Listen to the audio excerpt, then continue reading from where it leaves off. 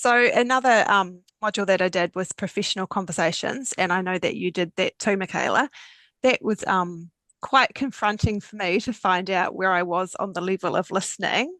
I do know that I'm forever thinking in my head, what can I say? What's the answer? I've got to jump in there.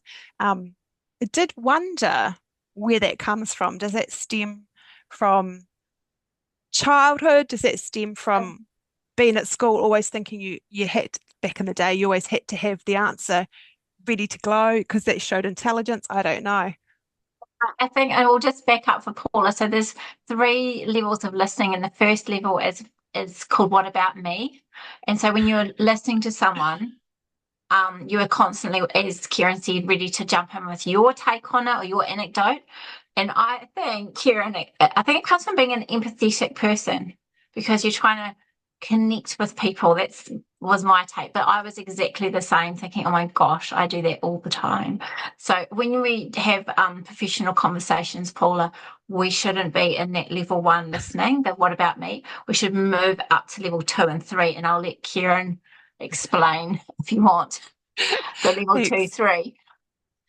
And I was fully aware that I was a level one because I think I've been down this avenue before and obviously not made any changes because I'm still here. But yeah, level two and three is like Michaela said, where we want to be when we're having a professional conversation. It's not comparing yourself to that person's story. It's actually hearing their story. And the proof of us hearing their story would be for us to be able to retell what they've said to us.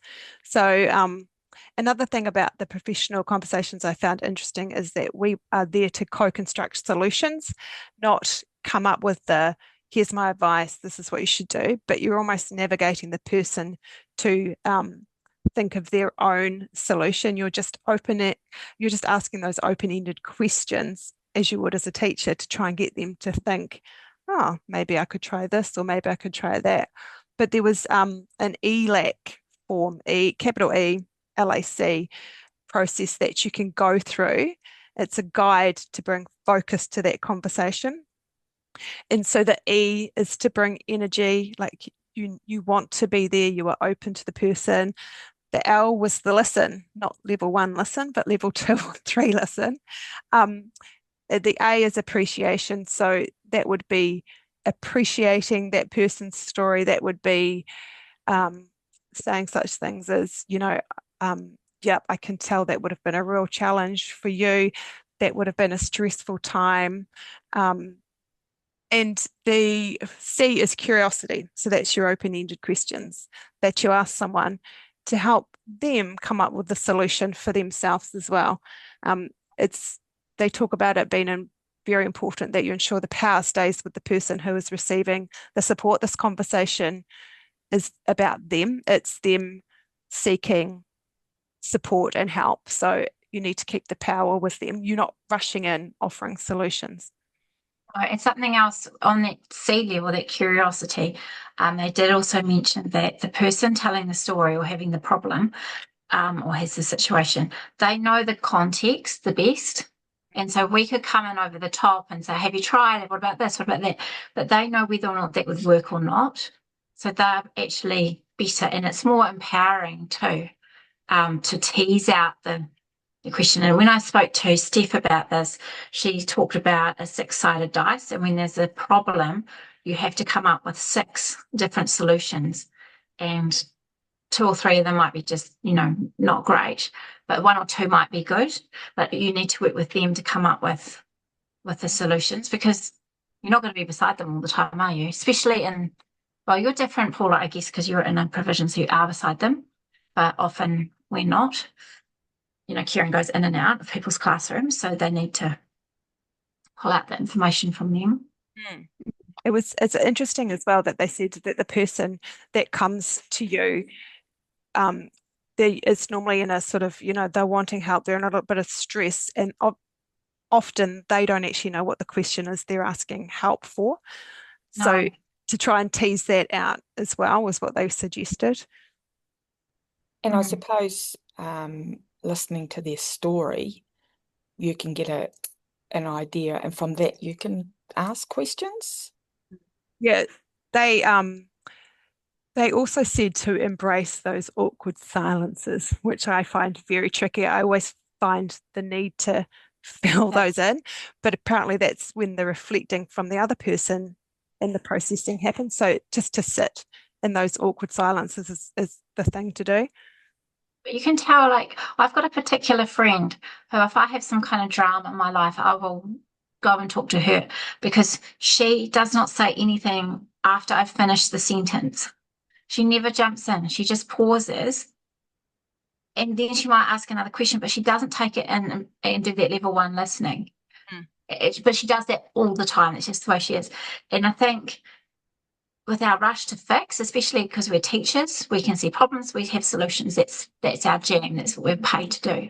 But when you start to work with another adult, that's different. You're not actually there to tell them what to do. It's more to help them become the person that can make their own decisions.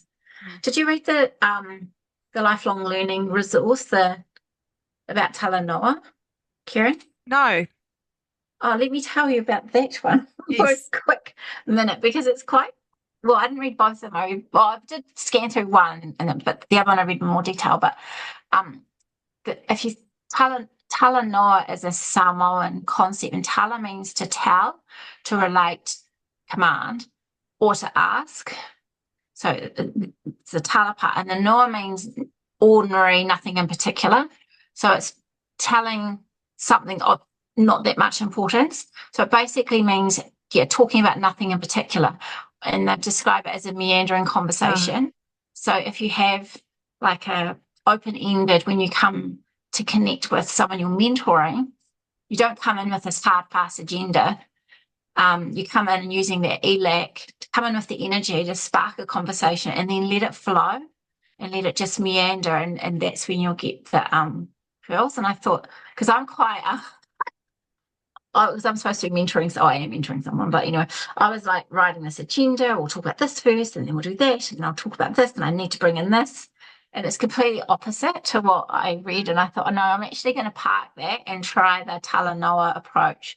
But knowing in the back that we might need to discuss a couple of key points, but hopefully they'll come out in the wash. It's interesting you should say that because I read the other reading and they mentioned the meandering word as well.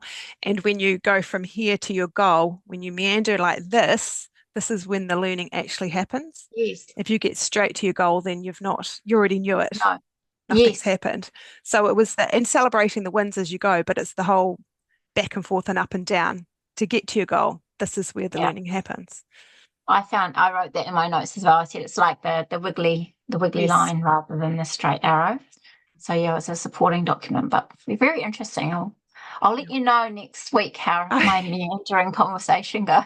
And maybe your friend can give us level 2 and 3 listening advice. She's just one of those calm, centric Earth Mother type people. Like she's a Rudolf Steiner mum. Like she's just at one with her. She teaches Qigong. Like. Love that. I'm going to stop recording if you're good with that.